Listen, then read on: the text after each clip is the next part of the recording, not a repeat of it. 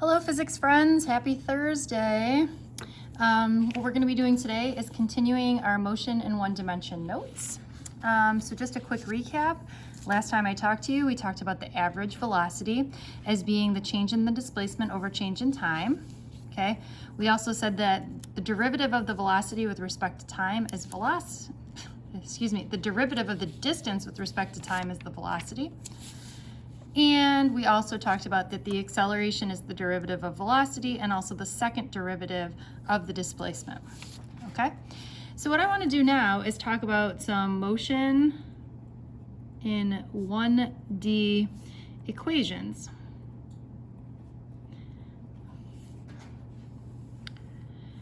All right, so when physics was literally first invented, okay, by Sir Isaac Newton, what he did was he said, these are the equations that we know. Okay, we know that the average velocity is equal to the change in distance over the change in time. He also said that the average acceleration is equal to the change in velocity over change in time. That's it. That was all that was done. But then there were some people who took these equations and said, well, what happens if we make a specific case for constant acceleration? Now, why would they care about constant acceleration? Well, as we know, the acceleration due to gravity is constant. So constant acceleration is really the world that we live in. 99% of the time is that the acceleration is constant. So these equations are basically going to govern the way the world works around us. Now, it's not always true, but these are true pretty much a lot. So let's see what this really means. Okay, so I'm going to start here. And if we take this equation that the average acceleration is equal to the change in velocity over the change in time. Well, what this really means is we could really say, well, the change in velocity is just the final velocity minus the initial velocity over the final time minus the initial time. Remember, we call this naught, which just means initial. All right, so what does this really mean? Well, T naught is really just zero, because why would you start time at a time other than zero? And if the constant acceleration is true, then the acceleration is really just the acceleration. So why does this help us? Well, because A is equal to V minus V naught over T. That's what this equation boils down to, okay? Let's do some math here. Let's multiply both sides by T. So we get AT is equal to V minus V naught. I know what you're thinking here. Why don't we solve for V? I'm glad we're all on the same page. So I add V naught to both sides. Do you see where I'm headed here? Okay, or we get V naught plus AT equals V. Do you recognize this old friend? Let me just write it the way that we always see it. V equals V naught plus AT. So again, this is somebody who took what Newton said and made it into our motion in one dimension equation. I got news for you. I'm going to derive the other three, so the total of 4. I just think this is really cool. Are you ever going to have to derive this for yourself?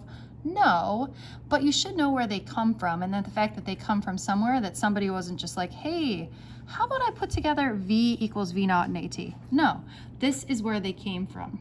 Okay, are you ready? What if we start here and say V average is equal to the change in X over the change in T? Okay, which just like we did up here, we're gonna say X minus X naught, okay, or final displacement minus initial displacement, T minus T naught, okay? In the same way here, we said this is 0, because why would we start time other than 0? Why would we start at a distance other than 0? Or we basically get that V average is equal to X over T. Now, another way to write average would be just like the way that you average a test, right? So I take one test, my initial, plus my final, and I divide by the number of things that I have. what if I take this and plug it in here? Or I basically get v naught plus v over 2 is equal to x over t. I'm going to solve for x here, so I'm going to multiply both sides by t, and I'm going to rewrite this here. Okay, so I really have t times v naught plus v over 2 is equal to x. Or if I bring the 2 out of the denominator, I get 1/2 v naught plus v times t equals x. Does this look familiar? Hopefully. This is that equation that is sort of like not the most popular. All right, this is sort of the fourth one that we don't use as much. But here we go. If you like this derivation, keep taking notes. If you don't, just keep watching the video. That way you know sort of where these came from, but you don't necessarily have to write this stuff down. All right, I'm on the edge of my seat here. I love deriving this kind of stuff. All right, so what if we take number 1 and then we put it into number 2? Oh my goodness, here we go. So if I have 1/2, I'm gonna plug in v naught, so I'm gonna take v naught plus at. Oh, it would help if I got that in the video. V naught plus at. I'm gonna plug it in over here for v. V naught plus at times t equals x. You with me here? All right, let's go ahead and clean this up.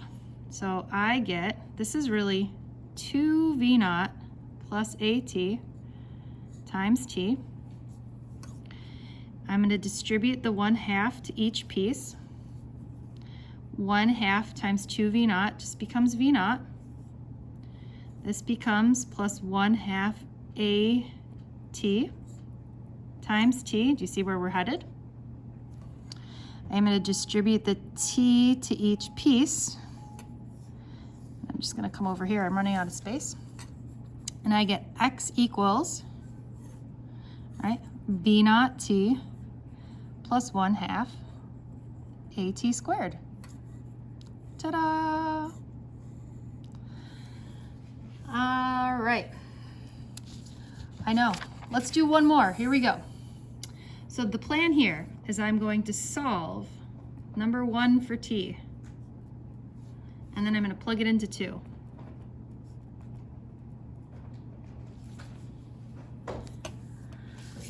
So number 1 is b equals v naught plus at. If I solve this for t, I'm going to subtract v naught to both sides. v minus v naught equals at. Still solving for t here. So I'm going to divide both sides by a. Or I get v minus v naught over a equals t. Okay. From here, I'm going to plug it into number 2. Now, if you remember, number 2 equation was x equals 1/2 v naught plus v times t. So I'm going to take and I'm going to plug this in here. So I get x equals 1/2 v naught plus v times v naught minus v over a. So first thing, let's clean this up. I'm going to multiply both sides by a to get the a out of the denominator.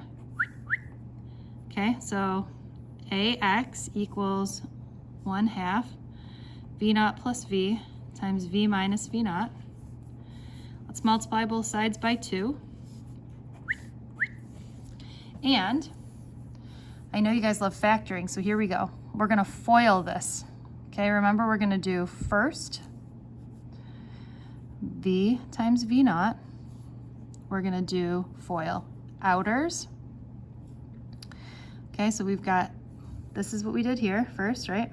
Then we've got the outers minus v naught squared. We've got the inners plus v squared, and we've got the lasts minus v times v naught. Okay, so do you see how these cancel? And really what we're left with is v squared minus v naught squared. Or if we add this to the other side, you should see our equation here. V squared equals V naught squared plus 2AX. There's equation number 4. All right, I hope you enjoyed that. I really think deriving is pretty cool. The last thing I wanted to do today before we start doing some practice is to make our chart.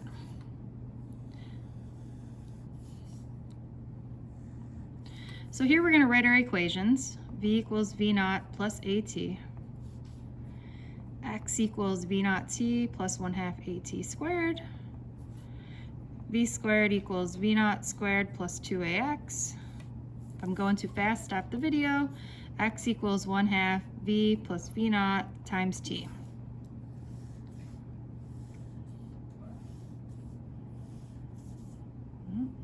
Okay. And across the top, right, we're going to have V, V naught, A, X, and T. So if it has it in the equation, we're going to put an X in the box.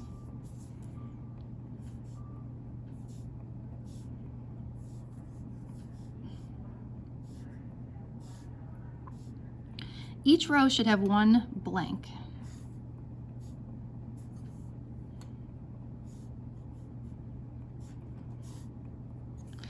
But do you notice that there's one column that always has an X in there?